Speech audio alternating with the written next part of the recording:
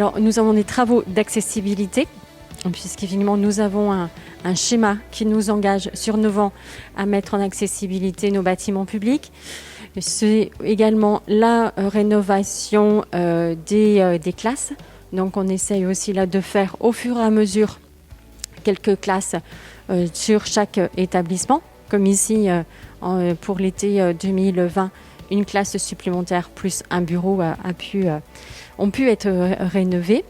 Et c'est également, et donc il y a cette mise en accessibilité, la rénovation. On parlait aussi de la création de préaux, puisqu'on nous réclame, et à juste titre, de pouvoir mettre un peu plus d'ombre dans les cours d'école avec le réchauffement. Donc on rénove ou on crée des préaux supplémentaires, ce qui a été également le cas sur une école cette année.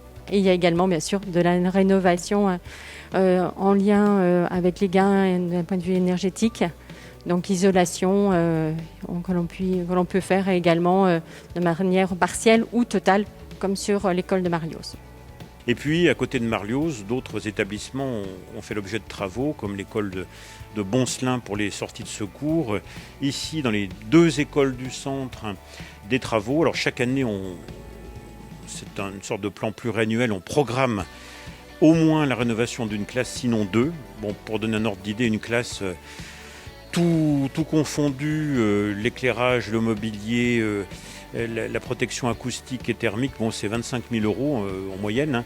Donc chaque année, on essaye de programmer la rénovation d'une classe. Il en reste sur les 2 écoles 5 à faire, sans oublier bien sûr les cours qui ont besoin de végétalisation, d'être ombrés et qui sont différentes évidemment selon les écoles. Donc ce sera des aménagements différents.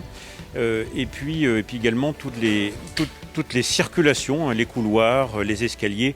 Dans, par exemple, ces vieux bâtiments qui datent de la fin du 19e siècle, il y a évidemment beaucoup de reprises à faire.